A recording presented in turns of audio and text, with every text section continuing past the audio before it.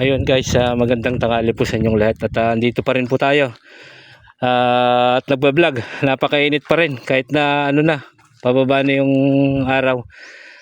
Ayun, at andito tayo sa property kung saan ito po yung binebenta nila. Ito po, mula dito sa may pader na yan hanggang dun po, fully fenced po siya. Ayan, may shampoo na mangga. Ayan, ito po siya. Along the road, barangay road. Andyan lang po yung cemented road. Yun po yun, oh. Ayun.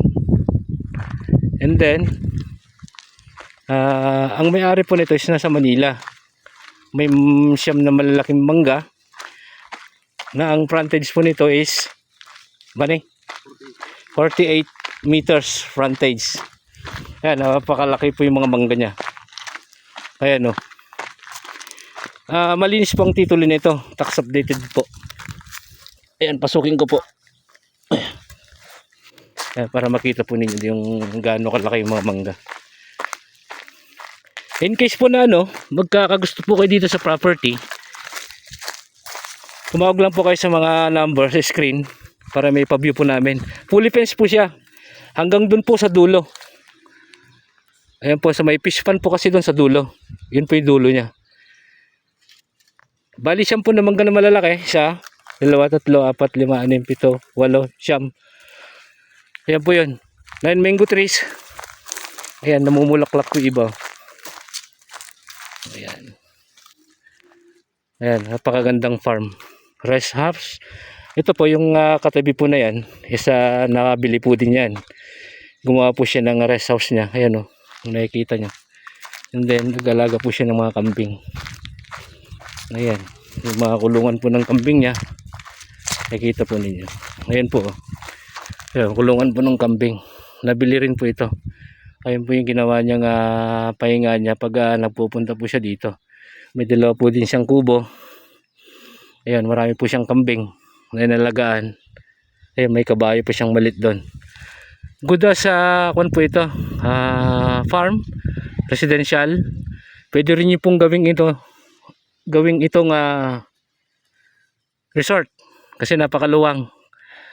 Ang area po nito is 5,010 square meter.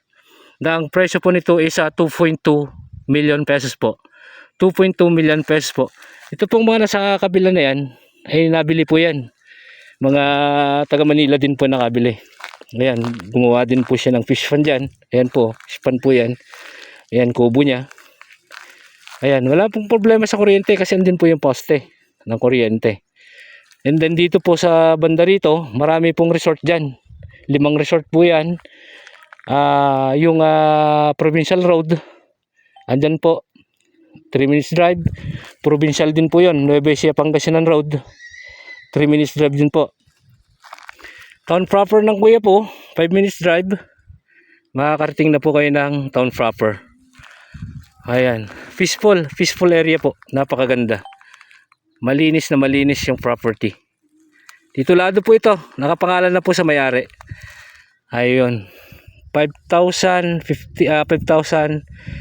square meter, solo title. Ang presyo po nito is 2.2 million pesos, negotiable po.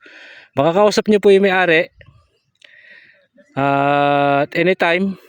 Kung gusto niyo i-view yung property, bilinan po namin yung may-ari, and then mag-usap po kayo. Kaya na po bahala makipag-usap sa may-ari sakali. Ayan. Ayan, papakita ko po yung buong paligid. Ayan po. Yun, napakaganda. Nabakuran na buong paligid. Ayun. Salamat po. Until my next video, Mr. Excitement Vlog. Salamat po.